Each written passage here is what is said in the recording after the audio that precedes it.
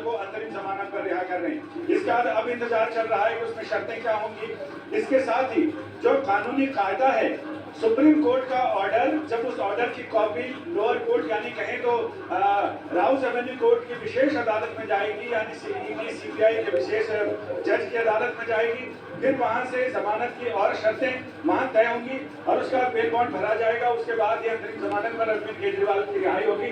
तो इसलिए अभी अगर 4 बजे तक ये सारी प्रक्रिया पूरी हो जाती है तो अरविंद केजरीवाल के लिए आज शाम को ही जेल से रिहाई का, तिहाड़ जेल से रिहाई का रास्ता साफ हो जाता है। अन्यथा उन्हें फिर कल सुबह तक इंतजार करना पड़ेगा।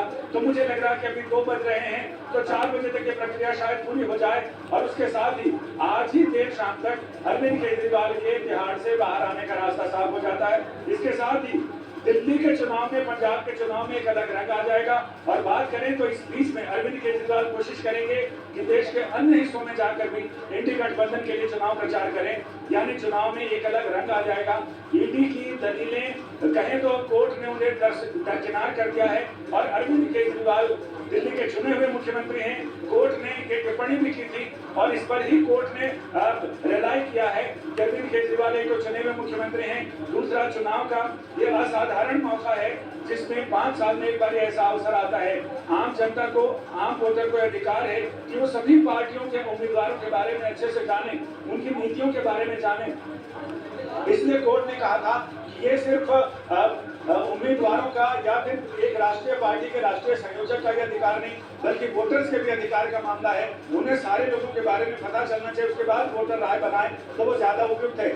इसमें ये कहा गया कि ऐसे तो किसान के लिए भी ये कहा जा सकता है कि किसान को भी जमानत दी जाए क्योंकि उसकी फसल खराब हो रही है। कोर्ट ने कहा किसान की फसल तो हर 6 महीने में आ जाती है, लेकिन ये राजनीतिक चुनाव का मामला है, इसमें तो 5 साल इंतजार करना पड़ता है। ये एक असाधारण स्थिति है, इसलिए हम अरविंद केजरीवाल को अंतरिम जमानत पर रिहा करना चाहते हैं।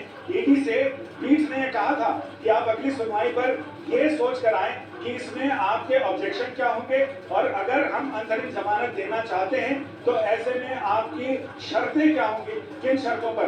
कोर्ट ने सुनवाई के दौरान ये भी पूछा था कि क्या अरविंद केजरीवाल अंतरिम जमानत के दौरान फाइलों पर दस्तखत कर सकते हैं। इन तमाम चीजों पर बात की थी। इस पर ईडी का ये कहना था कि अरविंद केजरीवाल के पास कोई विभाग नहीं है, बिना पोर्टफोलियो के मंत्री हैं, मुख्यमंत्री हैं, उनके लिए इसका भी कोई मतलब नहीं है कि फाइलों पर साइन किया जाए या नहीं। लेकिन अब ये तय है कि आखिरी चरण के चुनाव यानी मतदान तक अरविंद केजरीवाल बाहर रहेंगे और उसके बाद 1 तारीख की शाम को या 2 तारीख को उन्हें सरेंडर करना